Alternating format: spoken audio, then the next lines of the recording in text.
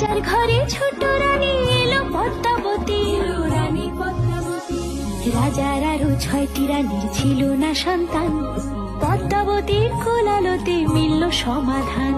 বছর যেতে জন্ম নিল 7 ছেলে 1 মেয়ে, হয় খুশির আকাশ হঠাৎ কালো মেঘে গেল ছেয়ে। হিংসেতে যায় জ্বলে পুড়ে বাকি 6টি রানী, যুক্তি করে ঘটায় ওরা 7 কুমারের হানি। সুযোগ মতো 7 ছেলেকে মাটিতে দেয় পুঁতে, বাঁচে একা পারুল, ওরা পায় না তাকে ছুতে। ধাইমা বাজায় সেই মেয়েকে বড় করে তোলে, 7 ভাইকে পায় যে পারুল 7টে চাপা ফুলে। এত কিছুর পরেও রাজার বিপদ যে কাটে না, সূর্য নগরে সুখের সূর্য আর ওঠে না। হিংসা বিবাদ বিচ্ছেদ আর প্রেমের কাহিনীতে পারুল বোন কি পারবে 7 ভাই চম্পাকে জাগাতে।